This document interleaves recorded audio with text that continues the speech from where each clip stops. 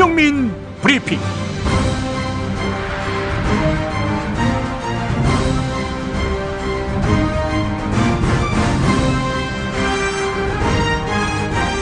(2016년 12월 10일) 토요일입니다. 촛불혁명 1차전이 승리로 끝났습니다. 왜 1차전이냐? 헌법이 정한 절차를 따르고 질서를 유지해야 하기 때문에, 또 상대가 5천만이 촛불을 들어도 꿈쩍도 안 한다는 초강력 모렴치이기 때문에, 이 싸움은 2차전은 기본이고 최장 3차전까지 갈 수도 있습니다. 그러나 우리는 승리를 의심하지 않습니다. 역사의 대의를 쥐고 있기 때문입니다. 미래를 예측합니다. 엉거주춤 촛불의 대열에 끼긴 했지만 보수 기득권 권력의 집권 연장을 꿈꾸는 자들은 언제든 반전을 노릴 것입니다. 그래서 대선 국면에 접어든 지금부터는 야당 주자를 거세게 비난할 것입니다. 또한 야당 주자 또 지지자끼리 싸움을 붙일 것입니다. 아울러 야당 지지자의 말과 행동을 과격하다, 불안하다면서 매도할 것입니다. 오늘을 돌아봅니다. 보수 기득권 권력의 연장을 꿈꾸는 그 자들은 최순실 구속이니, 이선 후퇴니, 거국 중립내각이니, 질서 있는 4월 퇴진이니, 이 같은 온갖 회유책으로 즉각 퇴진을 요구하는 민심에 물을 타려 했습니다. 야당 대선 주자의 사심이 들어갔다느니, 야당이 당리당량만 생각한다느니 하면서 국면 고비마다 마타도어를 생산해냈습니다. 과거를 돌이켜봅니다. 보수 기득권 권력, 특히 언론 권력은 여전히 자기가 기사를 쓰면 여론이 된다는 미몽에서 벗어나지 못했습니다. 지난 총선 그렇게 야당을 흔들었건만 야당은 170석 넘게 의석을 확보했습니다. 또 지난 4년 박근혜의 옷차림, 외국어 실력, 심지어 지각 없는 비속어 남발까지 찬양하거나 의미 부여를 했건만 박근혜가 탄핵당하는 현실을 막지 못했습니다. 지금은 혁명 전국입니다. 박근혜만 축출당한 것이 아니라 기성의 모든 체제도 부정당했습니다.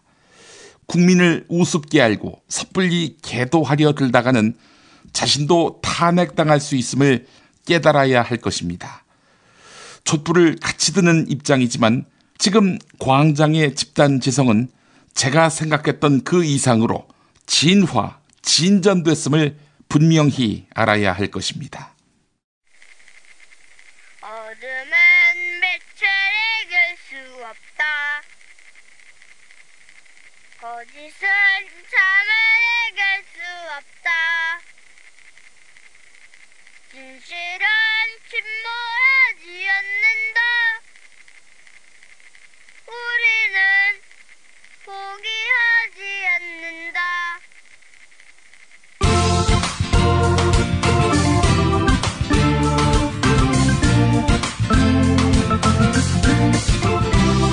어둠은 빛을 이길 수 없다.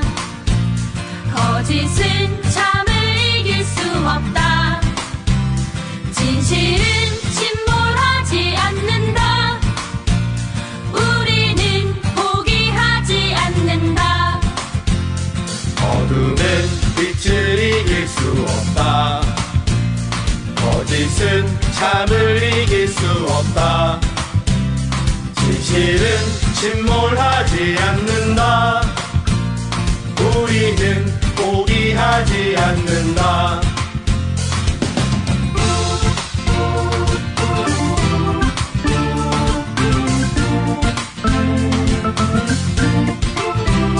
어둠은 빛을 이길 수 없다. 거짓은 잠을 이길 수 없다. 진실은 침몰하지 않는다. 우리는 포기하지 않는다. 어둠은 빛을 이길 수 없다. 거짓은 잠을 이길 수 없다.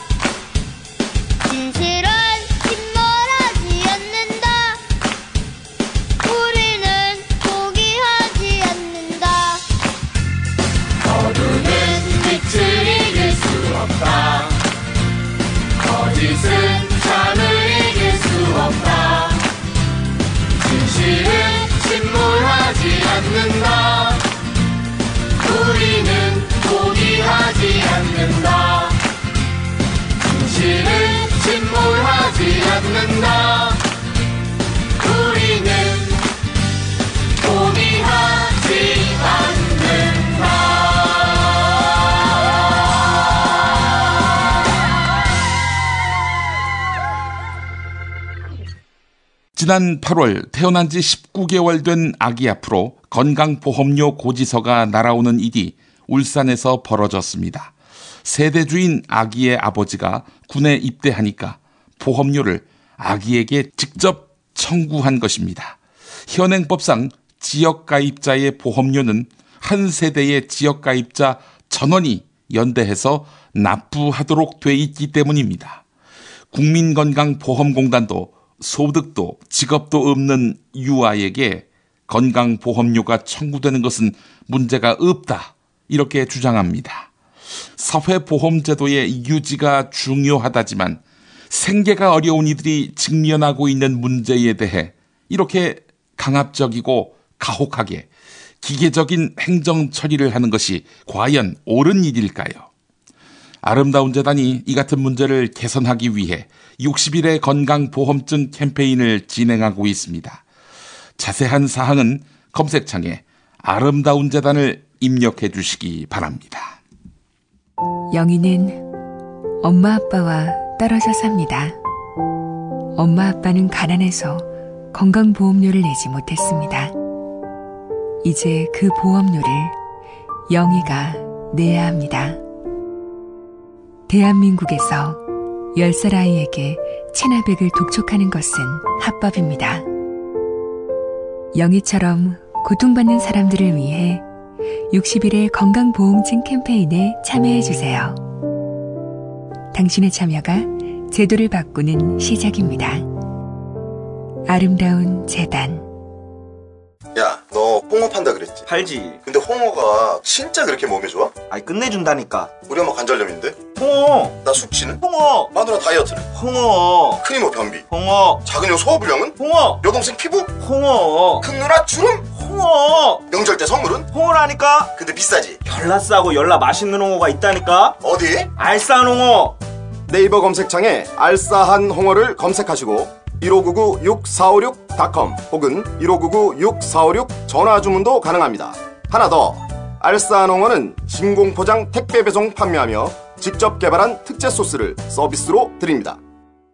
충남 금산의 넓은 인삼밭, 정성농장을 일군 농부아버지 이정열 씨. 자연은 노력한 만큼 내어준다. 그 자연의 마음을 알기에 정성농장을 더불어 일구는 아들 이성규 씨도 아버지에게 배운 것처럼 정직하고 또 성실하게. 정성농장 홍삼은 인삼 재배부터 가공 판매까지 모두 책임지고 있습니다. 그래서 대한민국 1등 품질을 자부합니다. 검색창에 정성농장 홍삼을 검색해주세요. 정성농장 홍삼. 전화문의는 010-9754-6972. 굶고 뛰고 땀 빼고 다 해봤다. 그래봐야 소용없었다. 다이어트는 결국 먹는 게 문제다. 다이어트 전문 쇼핑몰 비타샵에서 수식가지 동결건조 채소 곡물에다 3가지 단백질, 거기에 효소와 비타민 미네랄을 더해 만든 다이어트 전용 그린 스무디를 추천합니다. 다이어트 전용 그린 스무디, 이걸 어떻게 하는 거죠? 하루 2끼만 맛있고 든든한 비타샵 스무디로 바꿔 드시면 됩니다. 검색창에서 비타샵을 검색해주세요. 이제부터는 관록의 뉴스 해설가 김용민이 오늘 아침 조간신문을 훑어드립니다. 그 순간 한 고등학교입니다. 투표 결과를 말씀드리겠습니다. 총 투표수 299표 중 가 234표.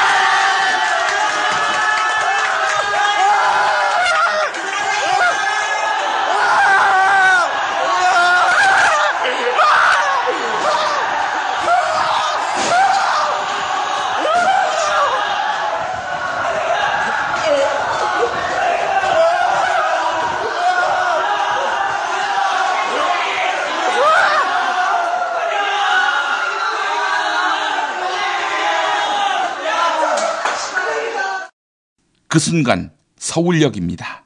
가 234표. 그 순간 국회 앞입니다. 가 234표, 주 56표, 기권 2표, 무효 7표로서 대통령 박근혜 탄핵 소추안은 가결되었음을 선포합니다.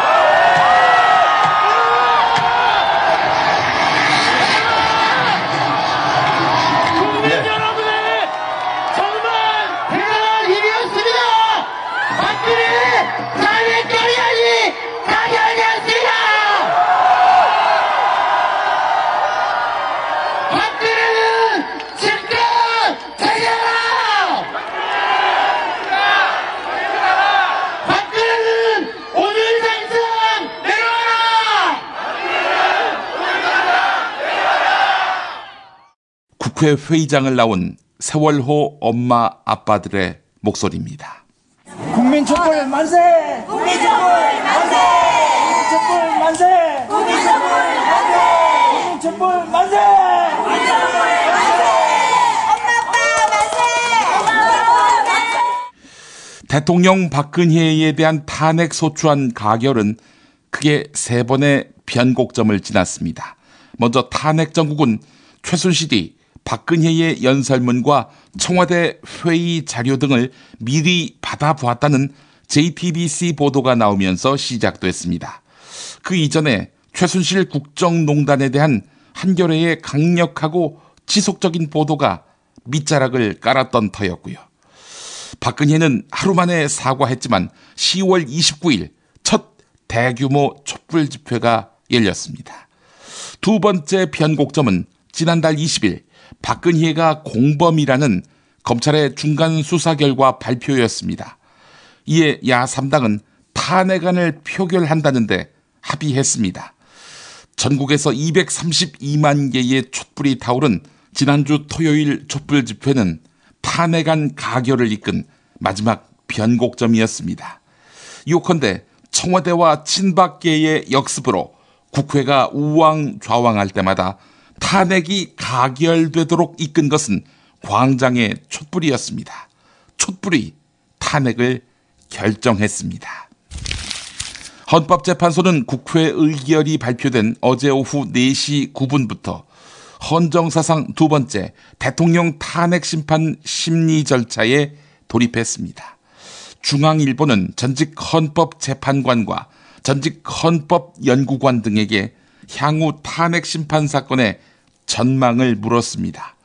이들은 노무현 전 대통령 탄핵 사건과 이번 대통령 박근혜의 탄핵 사건은 성격부터 다르다, 이렇게 한 목소리로 말했다고 합니다. 박근혜의 중대한 위법 행위가 명백하고 헌법재판관들의 법과 양심은 민의와 크게 다르지 않기 때문이란 것이 그 이유였습니다. 조대현 전 재판관은 국민의 81%가 탄핵에 찬성한 만큼 재판관들도 탄핵 여부를 심판하기가 쉽다, 이렇게 말했습니다. 경향신문 분석도 보겠습니다. 법조계는 대통령 박근혜의 뇌물 혐의뿐 아니라 검찰이 발표한 직권남용, 강요, 직무상 비밀 누설 등의 혐의 중 하나만 인정돼도 파면 결정이 날 것으로 보고 있습니다. 또한 박근혜의 탄핵은 진보와 보수의 대립 구조가 아니기 때문에 헌법재판관 개개인의 정치적 성향은 큰 의미가 없다는 분석이 많습니다. 한편 박한철 헌법재판소장이 김기춘과의 커넥션 의혹이 있지요. 그는 이명박이 내정했습니다. 그런데 박한철 소장은 2008년 대검 공안부장 시절 광우병 촛불 집회 강경 진압에 반대 의견을 냈다가 인사상 불이익을 받고 옷을 벗었습니다. 평소 박한철 소장은 시민의 의사를 무겁게 받아들이는 것이 정치다, 이렇게 말했다고 합니다. 박한철을 아주 절망적으로 볼 필요는 없다, 이런 이야기네요. 헌법재판소에 제출된 탄핵소추 의결서에는 방대한 탄핵 사유가 담겨 있습니다. 미르재단, K스포츠재단 모금 강요와 뇌물수수, 최순실에 의한 부당한 인사, 청와대 문건 유출, 세월호 참사와 언론 보도 개입에 대한 책임 등입니다. 너무 많지요. 그래서 심판이 장기화될 것이다. 이런 우려도 나옵니다. 하지만 헌법재판소가 명백한 탄핵 사유를 중심으로 심판을 진행할 것이다. 이런 관측이 많습니다. 그리고 조기에 결정하겠지요. 10개 중 단 하나라도 사유가 된다면 탄핵이 되니까요. 한국일보 보도였습니다. 대통령 박근혜의 탄핵 소추안에 찬성표를 던진 새누리당 의원은 128명 가운데 최소 62명입니다. 여당 의원 절반가량이 박근혜의 탄핵에 찬성한 셈입니다. 이에 비박계는 이정현 대표 등 현 지도부의 즉각 퇴진을 요구하며 강도 높은 당내 투쟁을 예고했습니다. 하지만 친박계는 아직까지 최소 57명은 친박으로 남아있는 것 아니냐라고 강변하고 있습니다. 또한 이정현 대표는 기자 간담회를 갖고 즉각 퇴진 요구를 거부했습니다. 당내 다툼 결과에 따라서는 분당이 이루어질 가능성도 있다. 조선일보가 이렇게 분석했습니다. 헌법재판소는 노무현 전 대통령에 대한 탄핵에 반대 결정을 내리면서 그 근거로 국민의 신임을 들었습니다. 당시 여론조사에서 국민의 탄핵 반대 의견은 65%에 달했습니다. 국민들이 노무현 대통령을 신임하는 만큼 열린우리당에 대한 지지를 호소한 행위, 탄핵의 이유가 된 이 행위가 중대한 법 위반 사항이 아니라는 것입니다. 하지만 12년이 지난 지금 국민의 신임을 나타내는 여론조사 결과는 정반대입니다. 대통령 박근혜에 대한 국민들의 탄핵 찬성 의견은 80%를 넘었습니다. 동아일보가 보도했습니다. 대통령 박근혜의 탄핵 소추안이 압도적인 표차로 가결되면서 박영수 특별검사팀의 수사에 탄력이 붙게 됐습니다. 주요 수사 대상인 세월호 7시간 의혹을 규명하려면 박근혜의 관저에 대한 압수수색이 필요합니다. 또한 최순실이 청와대를 제 집처럼 드나들었다는 의혹이나 약물 의혹 등을 규명하기 위해서는 비서실과 경호실을 압수수색해야 합니다. 탄핵 가결에 따라 특검팀은 당장 청와대 압수수색을 검토하고 있다고 하는군요. 세계일보가 보도했습니다. 대통령 박근혜는 민주화 이후 임기를 채우지 못한 첫 번째 대통령이 될 가능성이 높아졌습니다. 정계에 입문한 18년 동안 박근혜는 대한민국 보수의 아이콘으로 받아들여졌지요. 하지만 대통령 취임 이후 박근혜의 통치 키워드는 불통, 독선이었습니다. 박근혜 정부에서 차관급을 지낸 한 인사가 한 말, 네, 이게 눈에 들어옵니다. 공직생활 30년 동안 이렇게 아무것도 모르는 대통령은 처음 본다. 네, 이러면서 혀를 내둘렀다는 것이죠. 대면 보고를 받지 못한 것도, 아니 대면 보고를 기피한 것도 그 때문일 것이다 라고 말했습니다. 왜냐? 대면 보고를 받으면 무식이 통통 튀는 게 드러나니까요. 한겨레 분석이었습니다.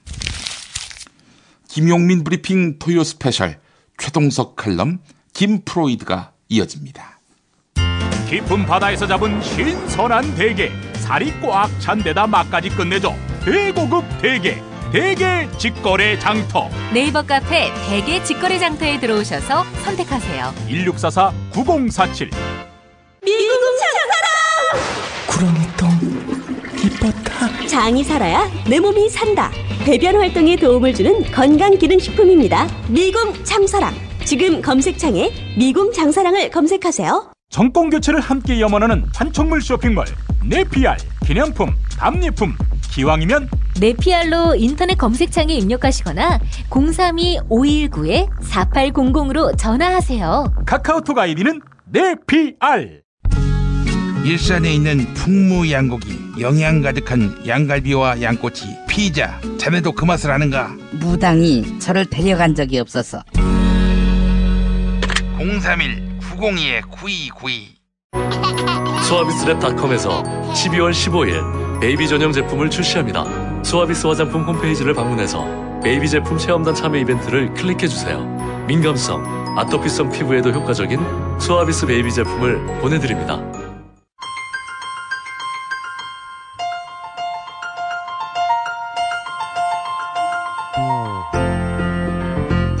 최동석 칼럼.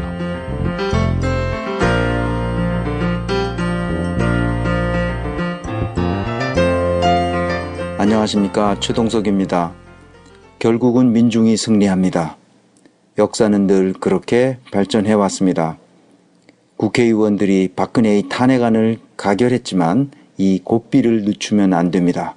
혁명은 이제 시작이기 때문입니다. 혁명에는 반드시 반혁명이 따라오게 되어 있습니다. 박근혜와 그 일당은 혁명의 물결이 느슨해질 때 반혁명의 기회를 노릴 것입니다. 여기까지 오게 된 것은 절대로 국회의원들 때문이 아닙니다. 6번의 촛불 집회가 그들을 떨게 만들었기 때문입니다.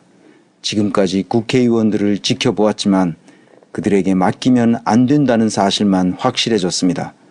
그들이 나쁜 사람들이어서가 아니라 나쁜 정치 구조 때문입니다. 대통령이 누가 되느냐도 중요하지만 그보다 더 중요한 것은 정치 시스템과 그 구조입니다. 우리는 현대사에서 항쟁의 경험을 가지고 있습니다. 1960년 4.19 의거, 80년 광주 5.18 항쟁, 87년 60 항쟁. 이 의거와 항쟁은 시민들의 작은 승리로 만족해야 했습니다. 그래서 많은 사람들이 혁명이란 말을 붙이지 못하고 의거 또는 항쟁이라고 부릅니다. 혁명에 실패했다는 말이죠. 왜 작은 승리로 끝나고 말았느냐? 여러 해석이 가능하지만 저는 이렇게 봅니다. 그 당시에는 오늘날처럼 시민들이 정확한 정보를 가지고 있지 않았습니다. 소수에게만 정보가 전달되었을 뿐입니다. 이메일도 인터넷도 스마트폰도 없었습니다.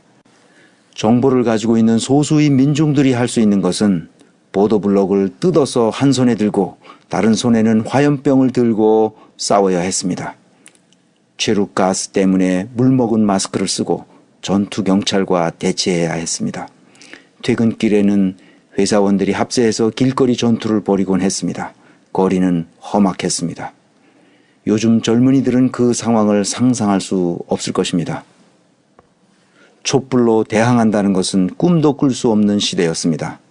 이명박 시대부터 서서히 SNS를 통해 고위 공직자들이 부정부패와 사정기관들이 민간인 사찰에 관한 정보가 거의 실시간으로 전파되기 시작했습니다. 시위 행동은 보도블록과 화염병에서 평화적인 촛불과 팻말로 대체되었습니다. 촛불과 팻말을 든 수많은 평화적인 민중이 화염병보다 훨씬 더 위협적인 저항운동이 되었습니다. 과거와는 완전히 다른 시대가 되었습니다. IT 혁명이 가져온 쾌거가 아닐 수 없습니다. 광화문 광장에 100만 명이 넘는 집회 후에도 오히려 거리는 더 깨끗해졌습니다. 시민의식은 지금의 구태 정치인들보다 훨씬 더 성숙했음이 분명합니다. 사실 언제나 시민들이 정치인들보다 더 성숙했습니다. 과거에는 일부 계층에서만 정보를 독점하고 있었기 때문에 시민들에게 정보가 제대로 전달되지 않았지만 지금은 모든 정보가 삽시간에 전국으로 공유되는 시대입니다.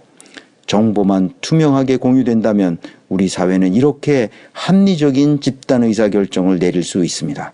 시민의 집단 지성이 발현되도록 하는 것이 곧 민주주의의 본질입니다.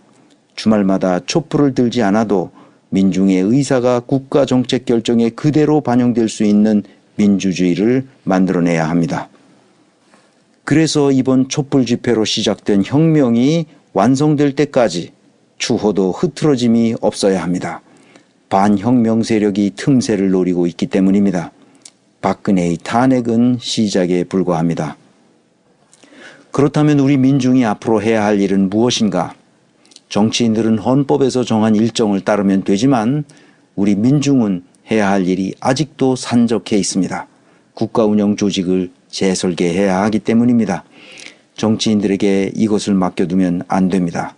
그 이유를 잠시 살펴보겠습니다. 저는 이렇게 생각합니다.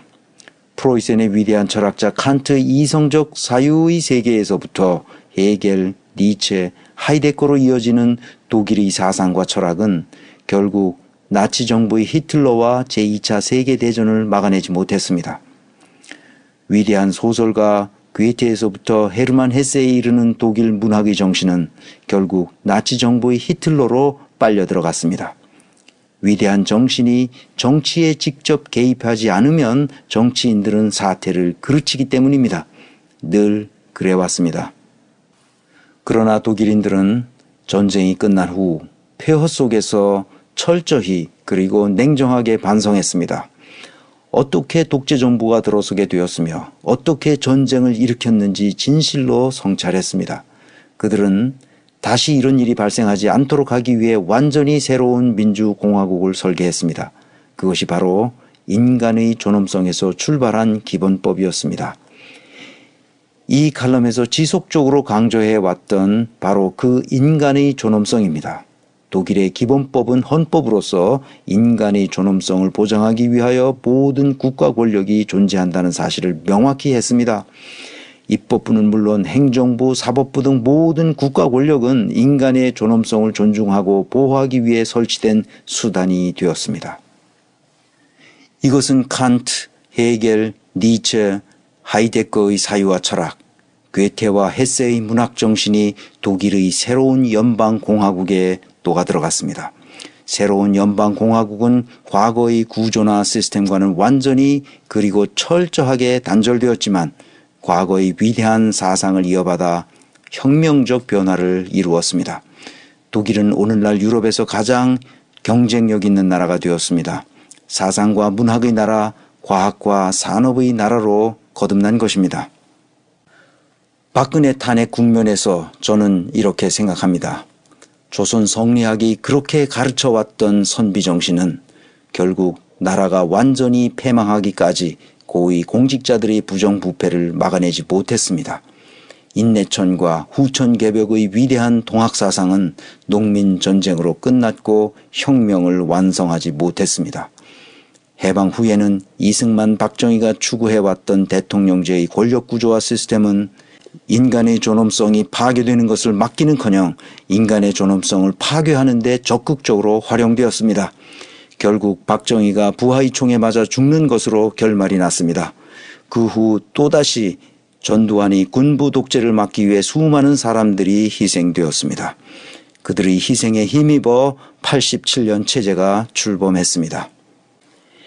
하지만 민중의 성숙한 시민의식을 집단지성의 지혜로 받아낼 수 있는 국가조직을 설계하는 데 실패했습니다.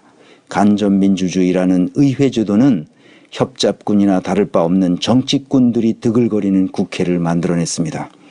민중의 요구는 국회에 반영되지 않았습니다. 그 결과 최상위 0.1%가 지배계급을 형성하고 국가 운영과 관련된 모든 이권을 장악해버렸습니다.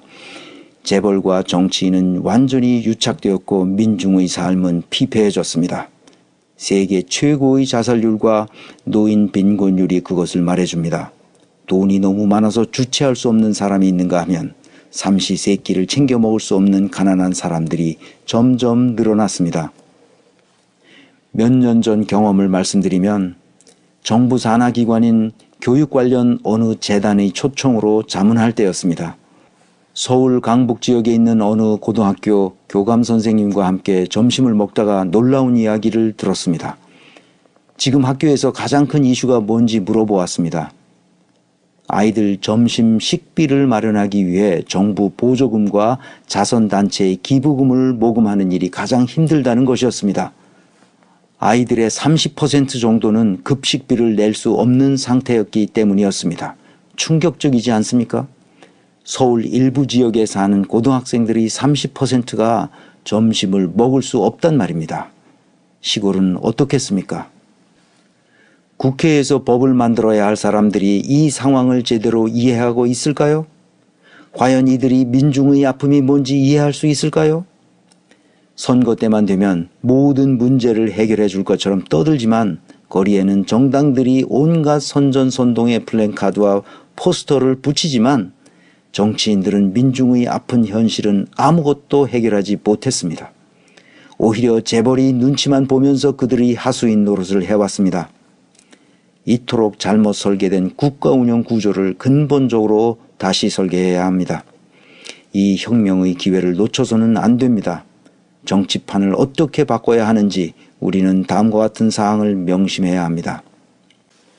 첫째, 의회 민주주의와 함께 직접 민주주의를 채택해야 합니다. 민중의 의사가 정치판에 그대로 투영될 수 있어야 합니다.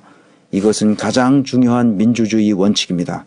그러므로 의회가 민중의 의사를 제대로 반영하지 못하는 경우 의회의 결정에 대해 민중이 제동을 걸고 수정할 수 있어야 합니다.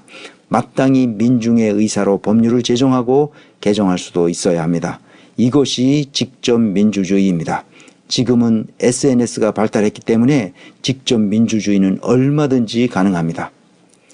의회 민주주의와 직접 민주주의가 서로 균형을 잡아가는 민주주의가 효율적인 민주주의입니다. 국회의원들은 직접 민주주의를 매우 싫어합니다. 나아가 두려워하기까지 합니다. 의원들이 결정 권한을 독점하려고 하기 때문입니다. 제가 국회의원들을 신뢰하지 않는 이유가 바로 여기에 있습니다. 이 지구상에서 가장 풍요롭고 가장 안전하며 가장 창의적인 나라가 바로 스위스입니다. 스위스는 의회 민주주의와 직접 민주주의가 공존하는 나라로 설계되었기 때문입니다. 둘째, 계급적 차별이 없도록 해야 합니다. 이것은 민주주의 이념의 기본 원리입니다. 우리가 너무나 강고한 계급 질서 속에서 살아왔습니다.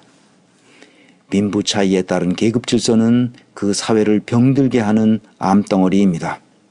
구성원들이 건전한 정신 상태를 파괴하기 때문입니다. 사회의 계급 구조와 계급 질서가 강고하게 형성될 경우 사회적 역동성이 줄어들고 국가의 경쟁력도 점차 상실하게 됩니다.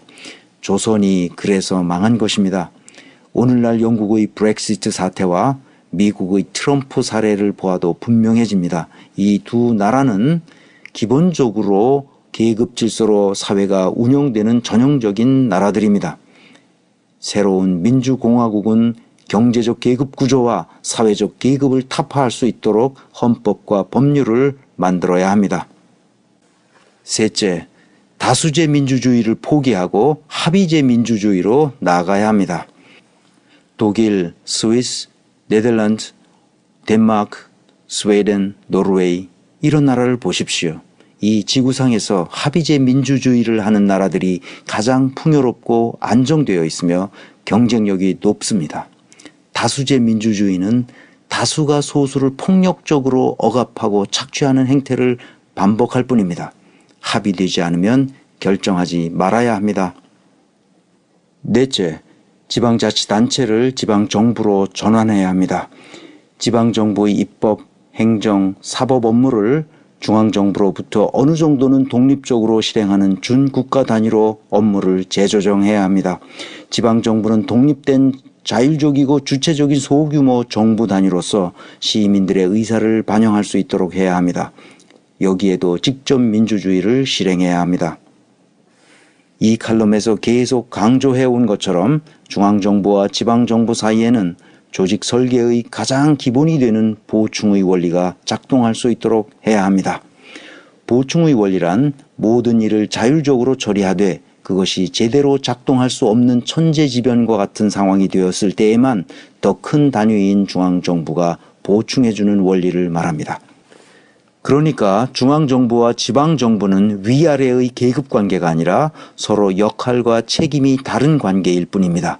이렇게 하려면 조세제도의 근본적인 혁신이 필요합니다. 이렇게 하는 것을 중앙정부 관료들은 극도로 싫어합니다. 지방정부를 통제하는 것이 그들의 기득권이기 때문입니다. 자율이 없는 곳에는 생산성도 창의성도 기대할 수 없습니다. 이런 개념들이 어째서 조직 설계의 기본 원리인지는 나중에 하나씩 자세히 살펴보겠습니다. 이 네 가지가 실천될 수 있어야 비로소 대한민국은 국가다운 국가로 변모할 수 있을 것입니다.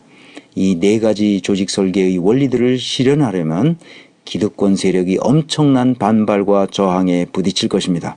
그러므로 지금 우리가 시작한 탄핵이라는 작은 승리는 앞으로 해야 할 일들의 10,000,000,000도 되지 않는 것입니다. 일제 부역자들, 독재 부역자들, 박근혜 부역자들은 일맥상통하는 특성을 가지고 있습니다. 그들은 옳고 그름이나 합리성과 비합리성을 생각하지 않고 오로지 자신의 기득권과 이익만을 계산하여 행동하는 특성이 있습니다. 탄핵이라는 작은 승리에 취하여 고삐를 늦추지 맙시다. 끝까지 정치인들을 감시해야 합니다. 그들이 조금이라도 허튼 수작을 부리면 곧바로 응징하도록 합시다. 안철수, 박지원, 추미애, 우상호, 이런 자들은 박근혜 탄핵 과정에서 촛불 집회에 모인 숫자에 따라 왔다리 갔다리 하면서 얼마나 시민들을 헷갈리게 했는지 우리는 똑똑히 보았습니다. 우리는 그들을 의지하거나 믿어서는 안 됩니다. 이것은 우리 민족에게 찾아온 천재이루의 기회입니다. 이 혁명의 기회를 놓쳐서는 안 됩니다. 경영학에서는 전략이 처음으로 먹혔을 때를 말하자면 박근혜의 탄핵안 가결과 같은 것을 작은 승리라고 부릅니다. 우리는 오늘 광화문 광장에서 작은 승리를 자축할 수 있습니다. 더 큰 승리를 위해서 말입니다. 이 네 가지 원칙들이 새로운 민주공화국을 설계할 때 반드시 지켜질 수 있도록 다음 시간에도 분권화된 자율적인 조직, 즉 DAO 개념에 대해서 살펴보겠습니다. 지금까지 최동석 인사조직연구소장이며 아시아 연구네트워크 인사조직혁신센터장인 최동석 박사였습니다.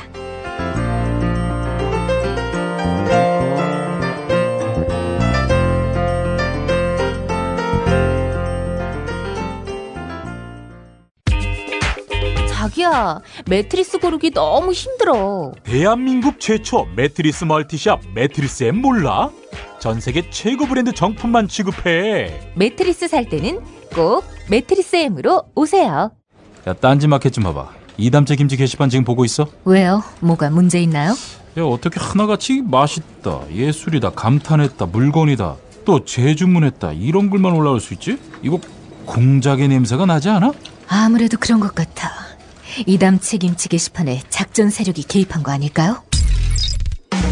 그럴 리가요. 이담채 김치는 맛있는 김치 말고는 따로 자랑할 게 없습니다. 드셔보시고 판단하세요. 포털 사이트에서 이담채 김치 주문 전화는 1544-4586 1544-4586. 술자리 많은 연말연시, 가뜩이나 속상한 세상.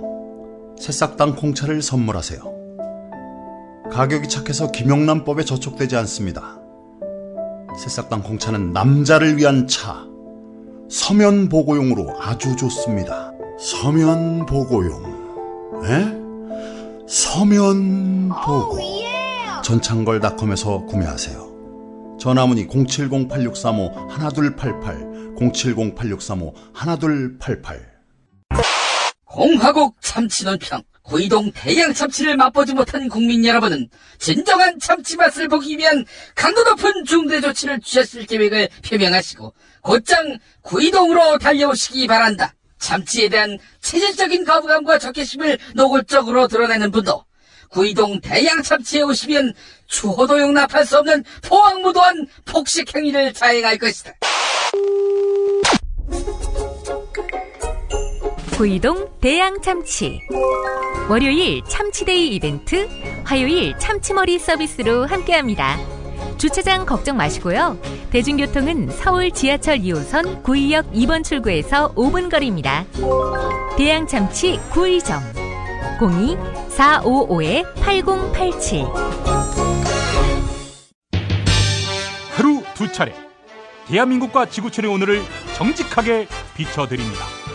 권력이 진실을 압도하는 세상. 김용민 브리핑은 작은 희망의 불씨가 되겠습니다. TV 뉴스 집중해. 김프로이드. 김프로이드와 함께하겠습니다. 김프로 어서 오십시오. 네, 안녕하세요. 시네마스타에서 온 김프로입니다. 아, 시네마스타 여러분 관심 많이 가져주시고 영화 좀 보세요 이제. 이제는 시네마스타를 봐야 할 때가 온 것 같습니다. 뭐 그렇다고 해서 우리가 시국 문제에 대해서 이제는 뭐 무관심해도 된다 이런 얘기는 아니지만. 그럼요. 예, 네. 시네마스타 이제 좀 회복시켜줄 때가 왔습니다. 그리고 내일입니다. 표본실의 청개구리라고 네. KBS 뉴스 끝나고 9시 40분에 시사 입문 프로그램을 해요. 제가 지난주에 말 잘못했다가 댄빵 혼났어요. 파일럿 프로그램인데 시사 입문 쇼로 2회 하고 반응이 괜찮으면 고정으로 간다. 고정이 될 것 같다. 꼭 이런 얘기를. 시청률이 담보가 돼야 하겠군요. 그렇죠. 형편없지만 않으면 되는데 열심히 노력하고 있으니까 봐주시고 KBS 게시판 가서 김프로 많이 써주십시오. 네, 알겠습니다. 우리 김프로가 내일 일요일 밤 9시 40분 KBS 1 텔레비전 표본실의 청개구리. 민주주의에 대해서 얘기하고요. 그 다음 주에는 제가 검찰 얘기 또 하고. 누가 나와요? 진중권 교수 나오고요. 김지은 교수님 나오시고, 뭐 장현성 씨가 이제 사회 보고요. 뭐 이제 장도연 씨나 뭐 이런 사람도 나오고, 교수님들 많이 나오세요. 네, 그렇군요. 좋겠네. 나는 뭐 완전히 무장공비급이라서 뭐 부를 생각을조차도 안 해. 받다가 안 되는 정도가 아니라 마음을 내려놓으세요. 정권이 바뀔 때까지는. 난 뭐 기대도 안 하고 뭐 희망도 없어.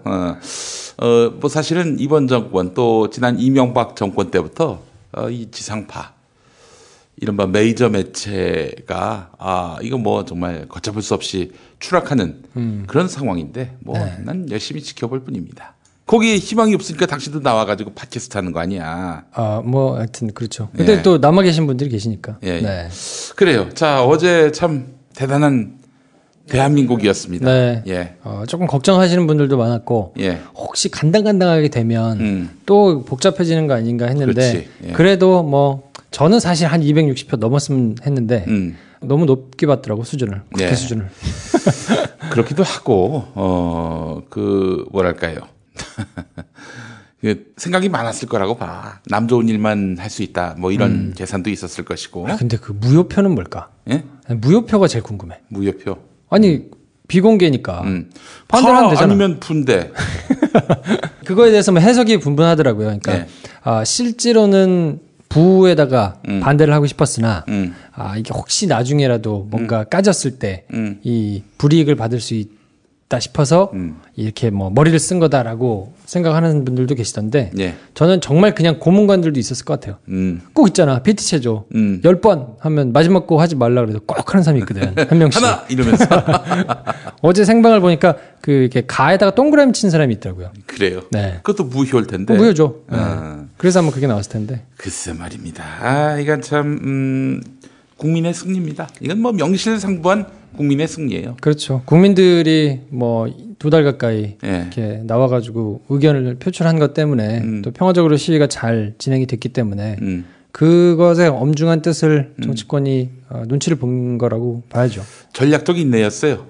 평화 시위 마지막에 쓰레기 한 장 남기지 않고 정말 광장을 깨끗이 치운 것은 뭐 높은 질서의식 이런 거가 아니라 전략적 인내예요. 방송하는 오늘은 몇 명이 나올까요? 오늘이요.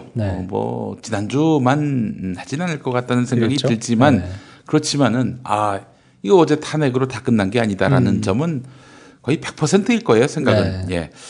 오늘 많이 나왔으면 좋겠네. 지난주만큼 나온다면은 이건 뭐 박근혜는 이제 더 이상 볼 것도 없고 헌법재판소에 보내는 사인 시그널로 아주 충분히 힘이 있을 것이다라는 생각이 듭니다. 뭐 한 50만 이쪽 저쪽 나오지 않을까 싶은 생각도 들고. 그 이상 오면 좋죠. 여하간 참 국민의 힘이었습니다. 다시 한번 감동받았고요. 그리고 딱 그 국민들의 탄핵을 요구하는 그 여론 비율만큼 국회에서도 딱 그 비율만큼 탄핵이 가결됐습니다. 숫자가 되게 신기하던데요. 1, 2, 3, 4, 5, 6, 7로 나왔다고 올려주시는 분들 많던데. 최경환이 나갔고 기권하지 않았다면은 뭐 1부터 시작해서 다 완성이 안 됐을 텐데 신의 한 수를 뒀네요. 최경환이 또 다른 의미에서. 하여튼 어제는 국민의 승리였고 우리가 충분히 자축하고 충분히 서로에게서 감동을 받아도 될 만한 그런 사건이었다 이렇게 생각이 됩니다. 네, 계속 관심 가지고 지켜보고 의견 표명하고 뭐 해야 될 것 같고요. 조금 한 템포 좀 쉬었다 가는. 좀. 근데 뭐 헌재를 앞으로 두고 봐야 한다. 그리고 또 어떤 수작을 부릴지 모른다 이런 얘기 많이 하는데 그 박근혜 탄핵을 기각하겠어요? 저는 그렇게는 어렵다고 보고요. 헌재가 사실 굉장히 정치적으로 판단을 하거든요. 왜냐하면 헌재 자체가 대법원과의 자존심 싸움 이런 게 사실 조금 기류가 있어요. 그러니까 뭐 법리적으로는 그냥 별도의 기관이고 헌법이 가장 최상위 법이기 때문에 뭐 그거에 맞는 권위를 가지고 있다라고는 하지만 이론적으로는 근데 뭐 우리나라 사법부에서는 사실 대법원이 제일 세잖아요. 그렇죠. 대법원장이 또 파워가 있고. 근데 헌법재판소장이 사실상은 이제 뭐 사부요인이다. 뭐 이렇게 해가지고 하기는 하는데 그래도 조금 밀리는 게 사실이거든요. 그렇죠. 그러니까 아무래도 이렇게 주목을 받는 사건 뭐 이런 거를 좀 하고 싶어 하는 면도 없잖아 있고. 아무래도 그런 정치적으로 굉장히 많이 계산을 하거든요. 근데 지금처럼 국민들의 여론이 굉장히 기울어져 있고 또 탄핵 가결 숫자도 지금 뭐 234표나 나왔기 때문에 이거를 거슬러서 뭔가 다른 거를 하기는 사실 쉽지 않고요. 그렇다면은 박한철 헌법재판소장이 자기 임기 때에 결과를 내놓을 가능성이 높아지겠군요. 고민을 할 것 같아요. 그러니까 고민을 한다 그러면 자기 임기 내에 하지 않고 남겨두고 나오는 방법 혹은 자기가 마무리를 짓고 나오는 방법 그 사이에서 고민을 하겠죠. 아니 근데 지금 이 상황에서는 마무리 짓고 나오는 게 좋지 않아요? 누구 눈치를 보겠어?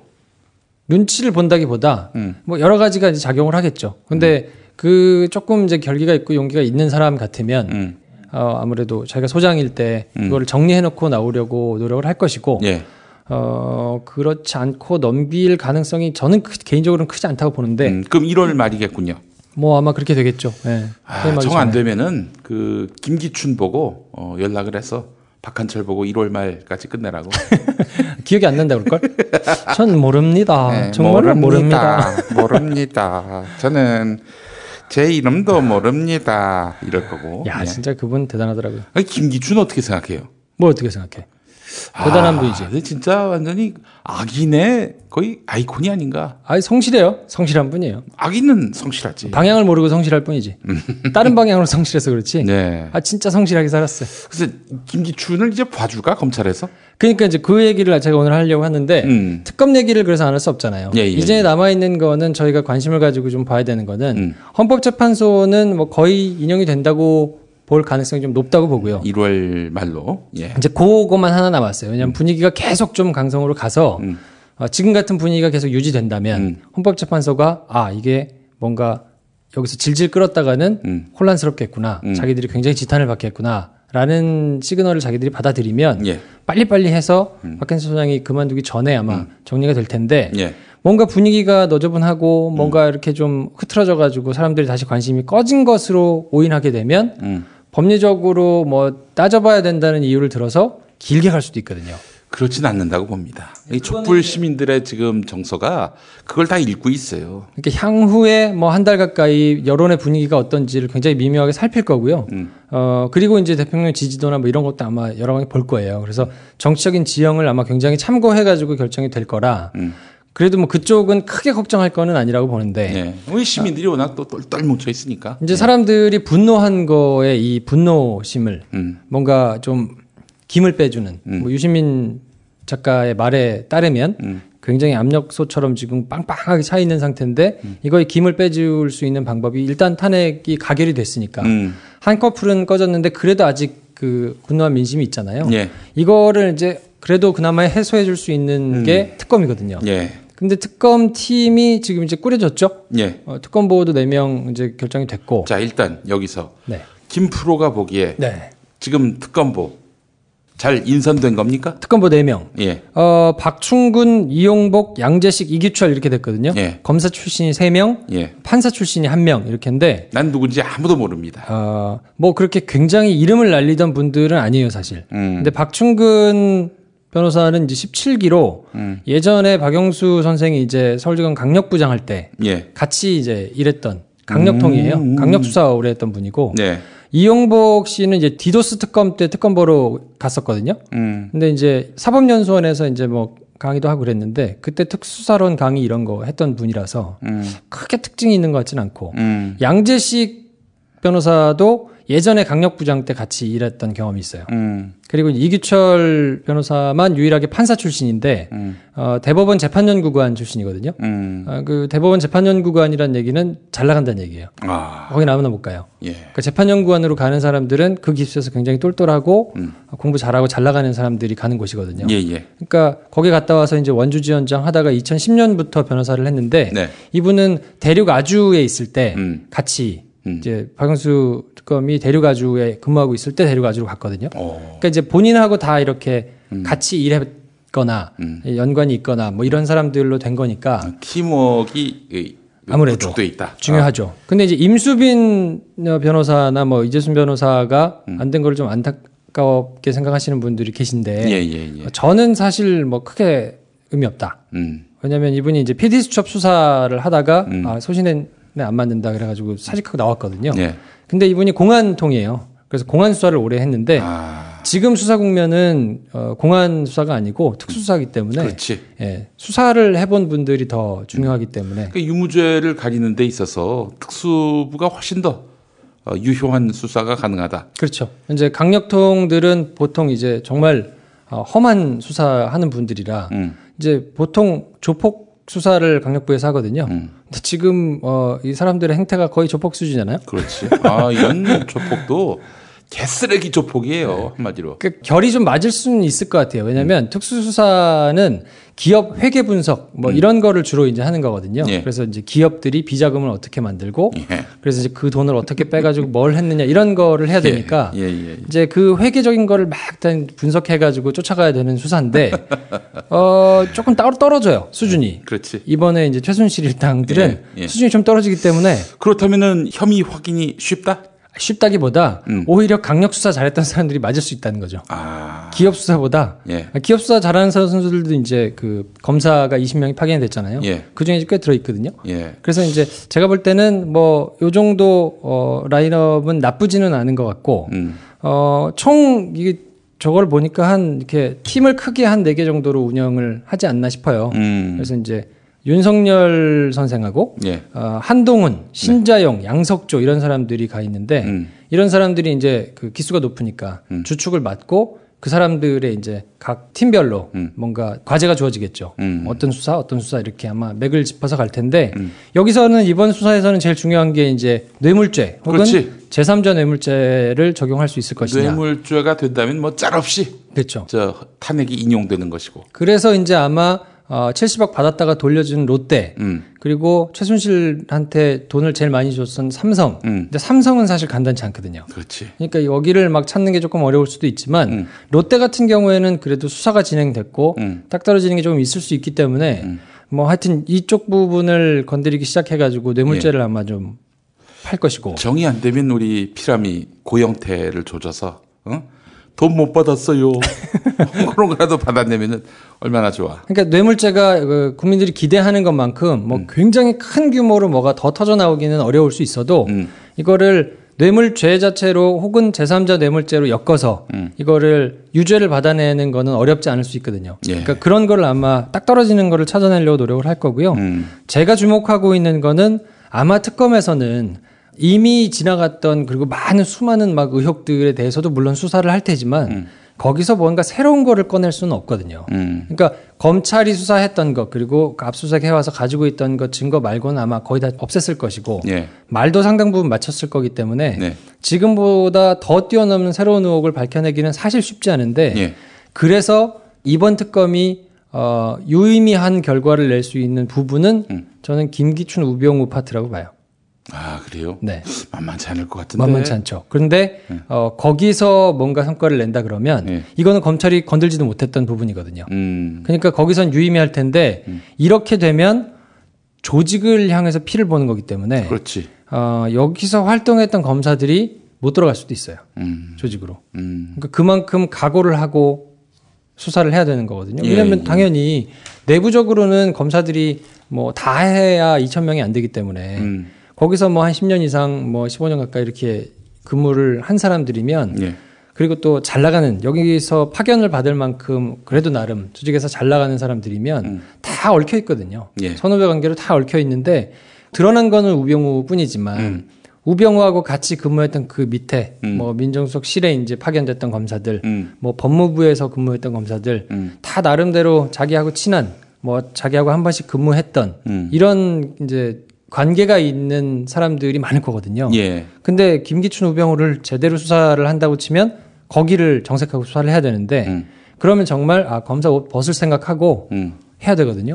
현 검찰이 기왕에 수사했던 것, 이 성과, 이 결과를 한마디로 뒤엎을 수 있는 그런 결과를 내놓을 경우 조직으로 못 돌아간다. 이런 얘기입니다. 못 돌아갈 수 있죠. 그러니까 정말 김기춘의 전행, 우병우의 전행을 지금은 다 알고 있죠. 다 알고 있고 뭐 공공연하게 내부에서는 돌고 있지만 이거를 증거를 찾아내서 진술을 받아내고 대지를 시키고 그래가지고 기소를 하는 이거는 정말 차원이 다른 얘기거든요. 김기춘 우병우가 간단치 않을 것 같은데 간단치 않죠. 그 강력 수사로 풀어낼 수 있을까요? 근데 지금 그 파견돼 있는 검사들 중에는 특수통들이 꽤 있거든요. 그러니까 특검 보호는 뭐 강력통들이 있지만 이 사람들이 가서 현직에서 뭐 대단한 그 기여를 한다고 보기는 어렵기 때문에 그냥 본인하고 같이 이렇게 일을 했던 그리고 외부로 뭔가 이렇게 특검에서는 그런 경우가 많아요. 정보가 새 나가거나 그렇지. 이렇게 딴짓하는 사람들이 있거든요. 그걸로 대가로 또 이렇게 뭐 나중에 뭐 이렇게 좀 재미도 보고 이런 사람들이 있단 말이에요.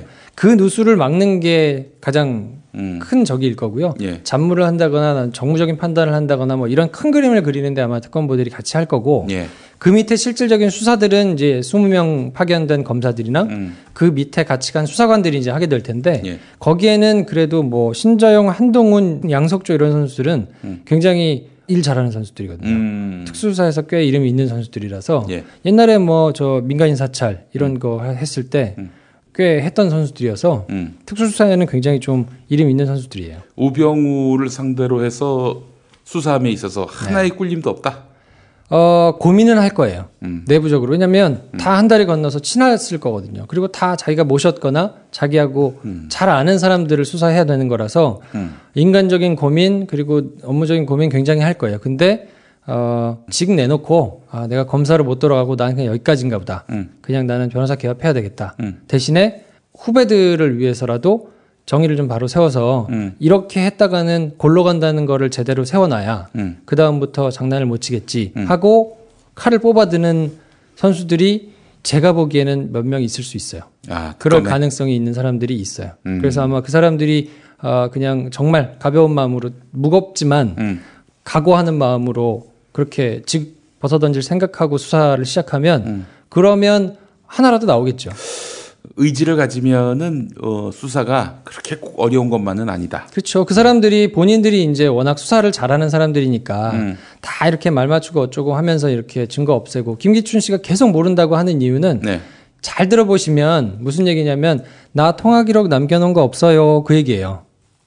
그 최순실이라는 이름을 제가 모른다고는 이제 할 수 없습니다. 그런데 제가 무슨 최순실이를 알거나 접촉을 했거나 뭐 그런 적은 없습니다라고 얘기를 하는 게 무슨 얘기냐면 내가 최순실하고 통화한 기록 못 찾을걸? 그거 없어. 나 하나도 안 남았어.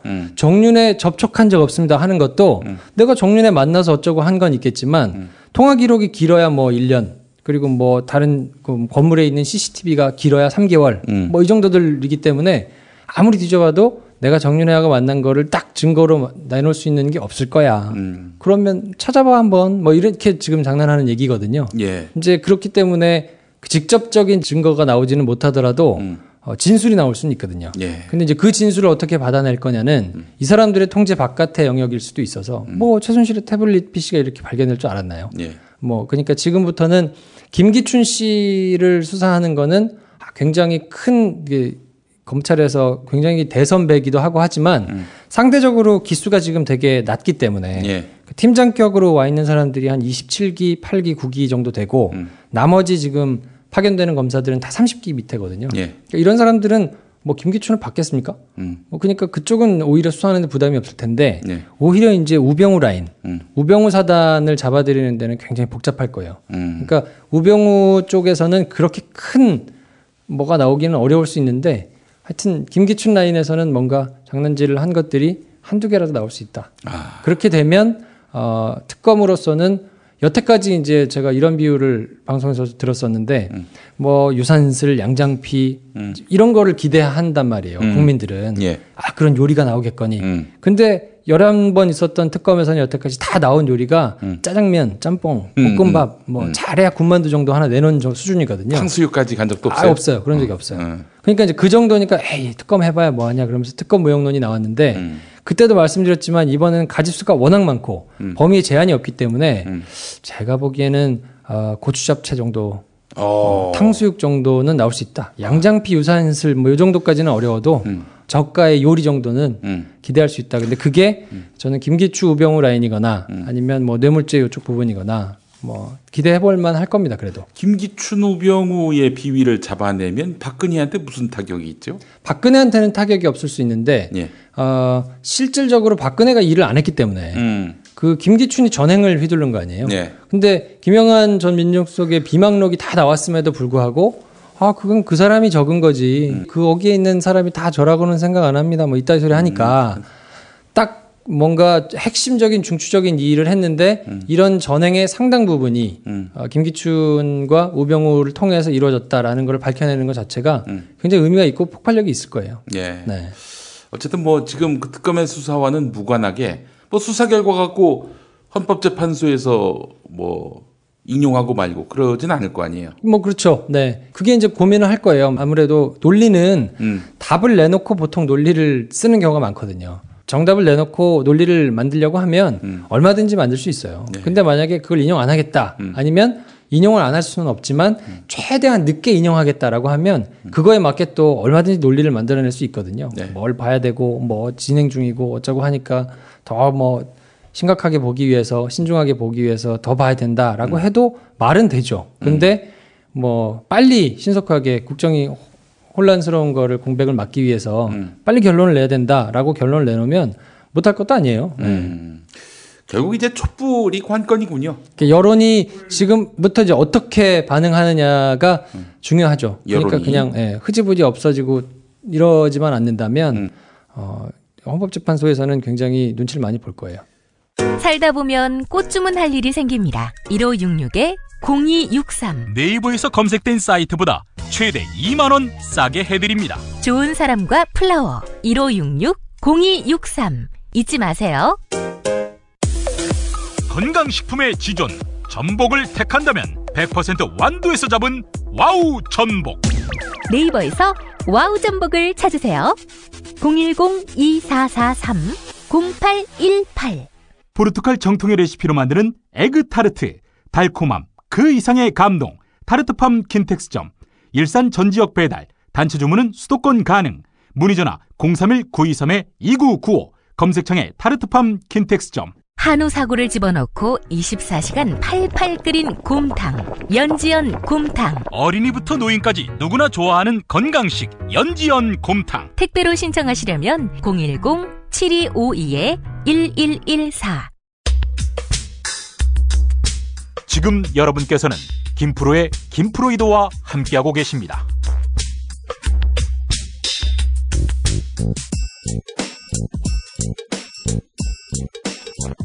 팟캐스트 제작자인 김프로, 그의 역작 재즈가 알고 싶다, 그리고 시네마스타 많이 사랑해주세요. 헌법재판소에서 국회에 탄핵소추안 이걸 인용해야 비로소 우리는 2차 촛불혁명의 승리를 거두는 것이고 대선에서 새누리당 권력을 심판한다면 완승을 하는 것이고 네. 그래서 어제 승리는 1차전 승리다. 이렇게 정리할 수 있을 것 같습니다. 그리고 헌재 결정 때문에 걱정하시는 분들이 간혹 또 계신데 저는 생각이 약간 다른 게 뭐냐면 헌재의 정치적인 정무적인 판단으로 봐도 빠른 기간 내에 인용 결정을 내리는 게 본인들의 지위가 확 올라가는데 굉장히 크게 기여하기 때문에 예. 저는 그런 선택을 할 가능성이 높다고 봐요. 어떤 선택? 빠른 시간 내에 인용 결정을 내리는 것. 왜냐하면 그렇게 되면 역사상 처음으로 대통령을 탄핵한 결정을 내린 기관이 되거든요. 예. 그러니까 위상이 확 올라가는데 예. 만약에 여기서 기각을 한다 그러면 결국은 그 행정부의 수반이 임명을 받아가지고 거기서 노란한 국민들이 이렇게 뜻을 모아가지고 탄핵을 진행해도 별 능력 없는 신이요. 네, 별 적이 없는 기관으로 전락할 수 있거든요. 그런 정도가 아니지. 좆되지. 아, 그럼요. 시민들이 가만두겠어? 그야말로 좆되는 겁니다. 근데 이제 그렇게 되면 막 이 민심이 일었다가 뭐 한 1, 2년 지나서 없어지더라도 그게 기록으로 남잖아요. 그렇죠. 그러면 헌재의 위상 자체가 굉장히 떨어지기 때문에 지금 헌재의 오랜 수건은 뭐냐면 대법원과 비스무리한 지위를 본인들이 가지게 되는 것. 그래서 헌법재판관들이 위상에 올라가는 것을 굉장히 지금 수건 사업으로 가지고 있단 말이에요. 본인들이. 예. 나름의 대법원이나 대법관들에 대한 약간의 자격지심도 좀 있고 뭐 그런 게 이제 뭐 드러나지는 않지만 충분히 느껴진단 말이에요. 근데 여기서 그런 결정을 빨리 내리면 조금 자기가 개인적 관계에서 머쓱할 수 있어도 위상 자체가 올라가는 거기 때문에 저는 의외로 굉장히 빨리 인용 결정이 나올 가능성이 더 크다고 봅니다. 저는. 예. 헌법재판소가 속히 민중의 바다, 국민의 바다에 몸을 던지길 바랍니다. 사실 통합진보당 해산건 생각하면은 정말 뭐 헌법재판소는 뭐 야만의 다름 아니다. 전 이렇게 생각을 합니다만, 그 뭐 그야말로 이 패자부활전의 성격이 있기 때문에 헌법재판소가 이 기회를 놓치면 안 되겠다라는 생각도 해보고요. 만약에 1월 말로 인용이 된다. 이를테면 1월 31일에 그렇게 된다면 3월 31일까지는 혹은 4월 초까지는 대선을 해야 되는 거 아닙니까? 아, 그것도 아주 재밌겠네. 그러니까 이제 그런 거를 고민을 원래는 안 해야 맞거든요. 그냥 법에 정해진 대로 원칙대로 해야 되는 건데 꼭 보면 검찰도 그렇고 지나치게 그 뒤에 올 것을 생각해가지고 뭔가를 결정을 내리는 경우들이 많아요. 오지랖이죠, 일종의. 그렇게까지 할 필요 없는데 그 자리에 가면 또 본인들이 막 마치 그렇게까지 결정을 해야 되는 것으로 생각하면서 너무 또 빨리 하면 뭐 뒤에 대선을 급히 치러야 되니까 국가적으로 혼란이 오는 뭐 이런 소리 하면서 이제 뭐 고민할 가능성도 있는데요. 그거는 정해진 대로 원칙대로 하는 게 맞다고 보고 특히 법을 다루는 사법부일수록 그냥 좌고우면하거나 그 뒤에 올 것을 고민하지 말고 결정을 내리는 게 맞다고 봐요. 네. 알겠습니다. 헌법재판소가 의외로 빨리 결론을 내릴 가능성이 있다라고 보시는 거고, 그래요. 대선 국면이 오면은 시네마 스타도 아주 굉장히 곤란하겠군요. 다음 1년은 고난의 행군을 해야 돼요. 시대를 잘못 만났어, 우리 김프로가. 또 이러고 있다 보면 어느샌가 모르게 또 주목받을 때가 올 수도 있겠죠. KBS 프로그램이 시금석이겠군요. 아, 그러니까 그 여러분 많이 봐주시고 좋아요도 눌러주시고. 일요일 밤 9시 40분. KBS 1TV 표본실의 청개구리. 네. 반응이 좋으면 정규 편성을 받는다는데 또 이런 경우가 있죠. 정규 편성은 받고 김프로가 안 나오는 경우가 있을 수 있잖아요. 그렇지. 그러면 아무 소용 없고. 그 맥락을 많이 하시는구만. 그래요. 그 전직을 알아? 그 사람들이? 알죠. 네. 그렇게 자막 스크롤로도 모르겠어요. 그렇게 어떻게 나올지는 모르겠어요. 그래요. 일단 뭐 시사적으로 뭐 얽히는 게 없으니까 KBS 고위층이 김프로가 뭐라는지 모르죠. 김용민 브리핑에 나오는지 그걸 모르면 뭐 팟캐스트를 모를 거기 때문에 괜찮습니다. 그래요. 알겠습니다. 뭐 아직까지 그분들은 지상파가 최고인 줄 아니까. 그렇죠. 그래요. 하여간 박근혜 정권 들어서 이 지상파의 위상이 많이 추락했습니다. 그럼에도 불구하고 여전히 힘이 있는 매체 지상파 방송. 어떻게 이제부터는 지상파 방송 보도가 어떻게 될 것 같아요? 친박 색깔은 많이 탈색할 것 같다는 느낌은 드는데. 이제 배가 이제 물에 빠지기 시작했으니까 빨리 탈출해가지고 살 방법을 생각할 텐데요. MBC는 제가 보기에는 계속 헛발질을 당분간 할 것 같고요. 거기는 탈출구가 없어. 탈출구가 없죠. 그냥 친박으로 쭉 가야 돼 거기는. 거기 뭐 탈출한다고 해서 뭐가 바뀐다고 해서 자기들이 다시 도모해 볼 수 있는 게 없기 때문에 누가 그 MBC를 이쁘게 봐주겠어. 그냥 그걸로 밀고 가야 돼. 그래서 거기는 어쩔 수 없을 것 같고 근데 KBS는 복잡할 거예요. 사실은 어떻게 보면 표본실의 청개구리에 진중권 교수가 나온다는 것 자체가 그런 이제 노력들이 좀 있다고 봐야 되는 거죠. 진정한 시금석은 김용민이가 나오느냐 안 나오느냐 그거겠군요. 네. 뭐 그런 건 기대하지 않습니다. 예, 그래요. 우리 김프로가 잘 나오니까 좋네. 네. 내일 밤 9시 40분 KBS 9시 뉴스가 끝난 다음이군요. 네, 맞습니다. 예, KBS 1TV 김프로가 나오고 얼마만큼 멘트가 인용되느냐 편집해서 사느냐 이것도 관건이겠군요. 듣보잡이기 때문에 별로 안 살 수도 있는데요. 여러분이 가서서 어려운 사람 돕는다 생각하시고 연말에 불우이웃도 돕는데 예. 김프로 이렇게 좀 많이 남겨주십시오. 거기다가. 예, 그렇죠. 게시판에다가 네. 김프로 그 사람 어떤 사람이냐 막 이렇게 다 알면서 호감이네요. 예, 잘생겼어요. 뭐 이런 거 있잖아. 그거는 조작이 너무 심해 보이고 왜 댓글 부대도 돌리는데 돌려야 되겠어. 댓글 부대가 이제는 뭐 친박과 함께 사라지지 않겠는가 생각도 들고요. 참 김성준 앵커가 보도본부장이 됐더군요. 네, 그렇습니다. SBS에서 미르와 K스포츠 뭐 이런 지금 이제 이번 사건의 보도를 잘 못해가지고 시청률이 굉장히 곤두박질 쳤거든요. 그 누가 판단 미스를 한 거예요? 판단 미스라기보다 전부 다 그러니까 뭐 몇몇 매체들을 빼놓고는 뭐 TV조선, 뭐 한겨레, 뭐 JTBC 요 정도 빼놓고는 의지가 없었으니까요.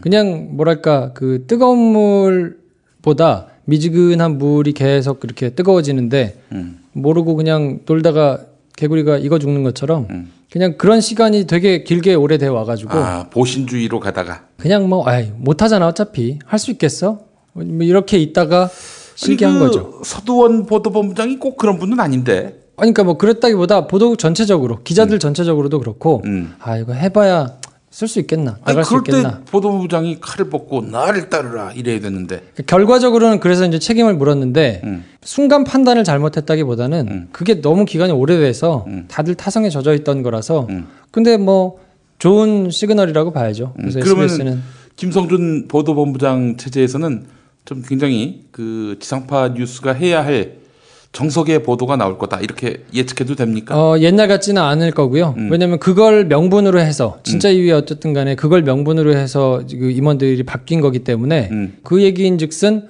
뭔가 집권 여당의 불편한 기사를 가져와도 이제는 뭐 그냥 쓸 수 있다라는 의미를 내포하고 있는 거라서 뭐 이미 SBS의 기조는 굉장히 상당히 달라졌고요. 네. 그거에 따라서 이제 KBS, MBC가 어떻게 되느냐가 이제 중요할 텐데. KBS, MBC가 지금 저 모양 저 꼴대로 그대로 있어준다면 SBS가 더 빛이 나죠. 뭐 그렇겠죠. 그래서 뭐 SBS는 나름대로 그렇게 달리는 것 같고 이제부터 종편들은 복잡할 겁니다. 탄핵이 가결이 됐는데 여기서 자칫 후루룩 빨리 돼가지고 인용이 돼버리면 본인들이 원하지 않는 후보가 대통령이 될 수도 있기 때문에 그렇지. 지금부터 이제 그걸 막기 위해서 온갖 군부를 피우면서 막 이리저리 막 왔다 갔다 자충우동할 거예요. 문재인 때리기를 할 것이다. 뭐 그렇죠. 아니 쥐들이 친박보도 열심히 했는데도 박근혜가 저렇게 거의 낭떠러지로 떨어졌는데 쥐들이 무슨 힘이 있다고 이참에 야당 후보를 흔든다고. 그래서 되겠어요? 여러 가지 전략을 쓸 겁니다. 이제 뭔가 정도를 표방하면서 참 언론, 바른 언론인 것처럼 정론직필 코스프레를 할 수도 있고요. 아니면 뭔가 다른 군부를 피면서 손해볼 수 있는 특물 작전을 필 수도 있고 그거는 좀 봐야 될 텐데 지금 심사님 복잡할 거예요. 그래서 거기는 젖가는 짓들을 하지 말고 정석대로 해야지. 네. A가 대통령이 되든 B가 대통령이 되든 아니 그 왜 신경을 써야 돼 언론사가. 네. 왜 그렇게 정치 집단화돼야 하냐 이거지.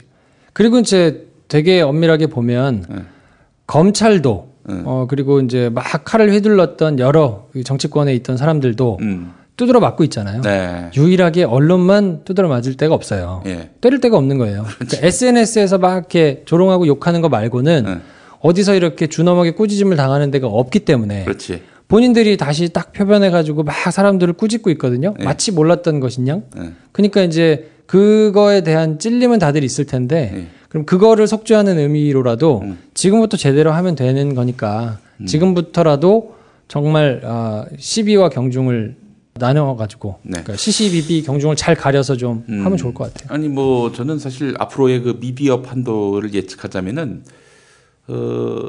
종편들이 제 아무리 꼼수를 쓰더라도 이 강세와 약세가 딱 그 지형이 형성됐어요. 무슨 얘기냐면은 TV조선, 채널A 그리고 MBN 득보가 된 거야 이제. JTBC의 절대 강자 시대가 이제 열렸기 때문에 보도 부문에 있어서는 때문에 걔네들 잔챙이들이 까불어봐야 JTBC가 거기에 호응하지 않으면은 무의미해진다는 거죠. 근데 제가 돌아다니면서 보니까 그런 게 있더만요. 그 이제 주로 TV조선과 채널A를 보시던 어르신들, 그분들이 JTBC가 나오면 안 봅디다.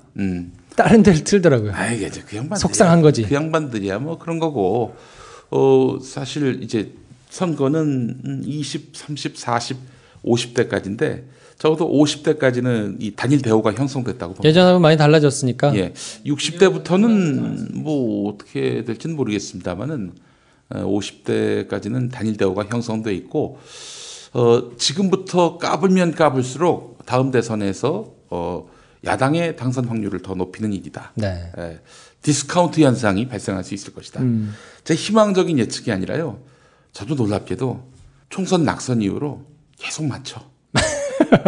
돗자리 깔아야 되겠네. 아니 글쎄 뭐 내가 신기가 생겼다 이렇게 보진 않습니다만. 그러면 저 시네마스타는 언제부터 좀 올라갈까요? 시네마스타는 일단 대선이 끝나야 돼. 그때까지 조용히 있을까?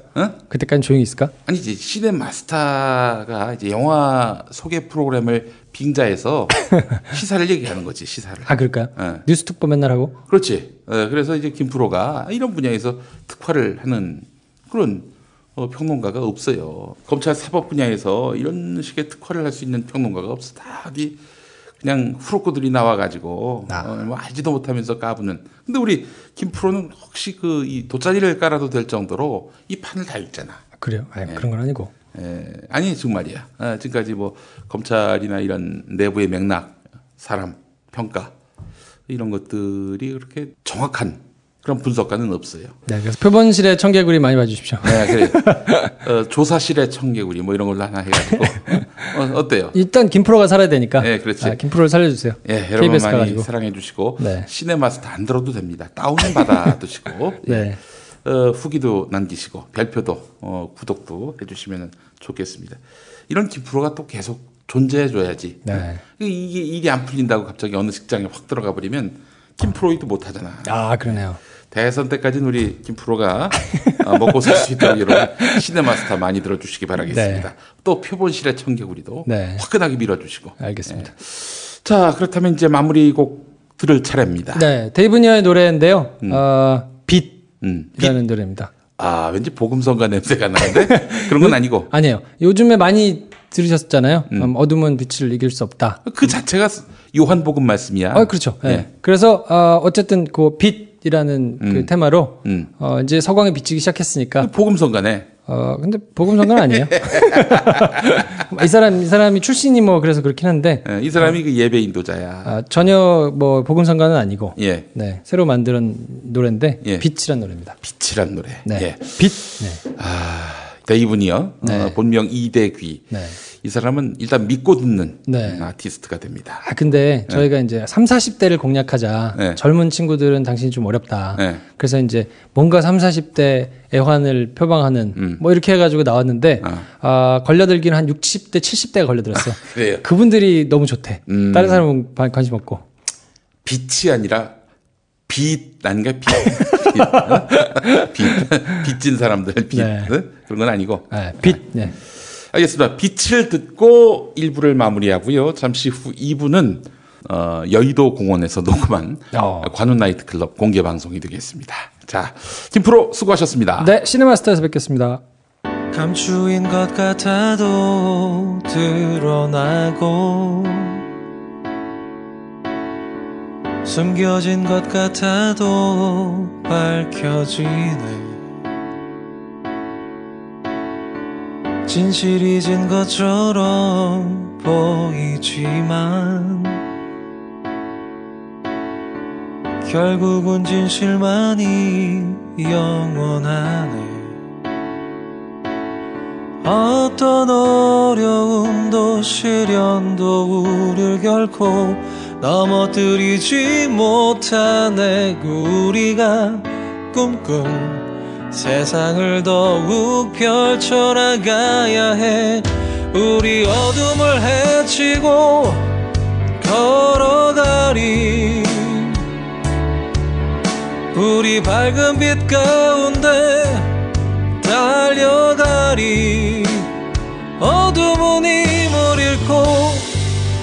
거짓은 패할 테니 우리 잡은 손을 놓지 말고 이 빛을 더욱 높이 들어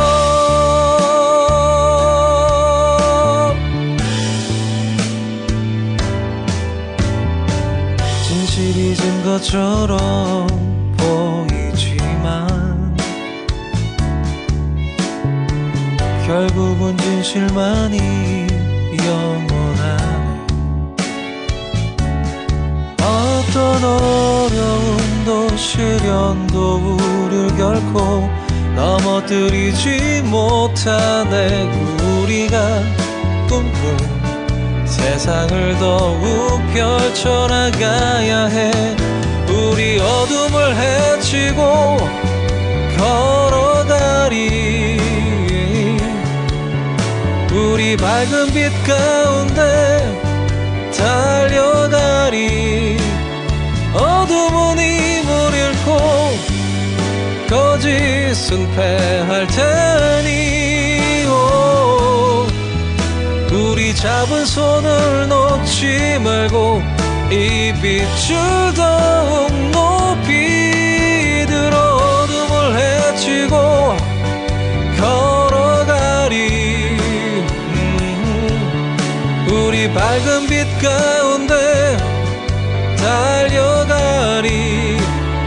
어둠은 힘을 잃고 거짓은 패할 테니 우리 잡은 손을 놓지 말고 이 빛을 더욱 높이 들어.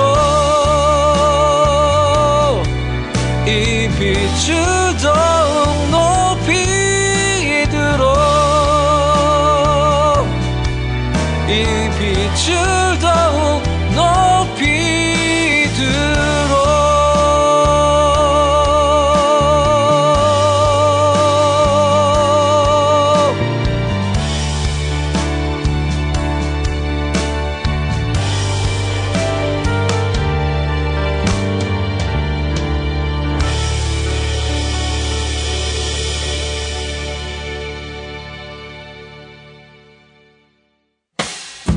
김용민 브리핑과 함께한 시간 어떠셨어요?